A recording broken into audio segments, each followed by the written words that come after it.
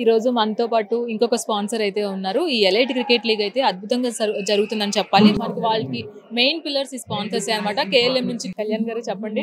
Matches అయితే అద్భుతంగా జరుగుతున్నాయి. మీ పాట అనేది నిజంగా మెయిన్ రోల్ ప్లే చేస్తుందని చెప్పాలి వాళ్ళకి సపోర్ట్ గా. సో ఎలా అనిపించాయి ఇప్పటి వరకు జరిగిన మ్యాచ్? బాగుంది, చాలా బాగుంది, ఎక్సైటింగ్ గా ఉంది. పోలీసెస్ వర్సెస్ మన టాలీవుడ్ హీరోస్. సో మ్యాచ్ చాలా బాగుంది. ఇప్పుడు ఫస్ట్ ఇన్నింగ్స్ చూసాము అండ్ సెకండ్ ఇన్నింగ్స్ ఇప్పుడు చూస్తున్నాము. సో ఎవరు విన్ అవుతారో ఫింగర్ క్రాస్ మాట. సో మేము అటేపు ఉండాలి ఇటేపు ఉండాలి అని చెప్పి ఇద్దరేపు ఉన్నాము. So let's see how the game is going. మంచి కాజ్ కోసం చామ్లా ఫౌండేషన్ ముందుకు రావడం, దానికి సపోర్ట్ గా మీ అందరూ కూడా వాళ్ళకి సపోర్ట్ ఇవ్వడం అనేది చాలా గ్రేట్ అన్నమాట. సో ఎలా అనిపిస్తుంది సార్? బాగుందండి. చామ్లా foundation they are coming with a cause because and it is a need also.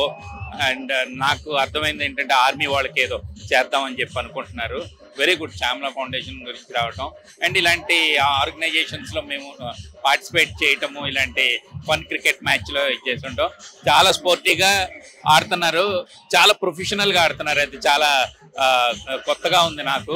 ఎంత ప్రొఫెషనాలిటీ మెయింటైన్ చేస్తారని చెప్పి అనుకోలేదు.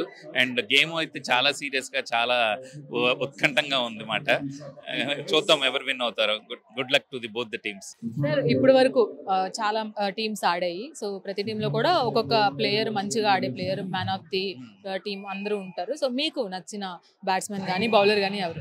ఇందాకే సివి ఆనంద్ గారిది చూశాను, చాలా బాగుంది. తర్వాత లోక్నాథ్ నాయక్ అని చెప్పి ఆయన కూడా బాగా చేశారు అన్నమాట. ఇక వచ్చేసప్పటికల్లా తమన్ చూశారు కదా, 4 వికెట్స్ తీశాడు.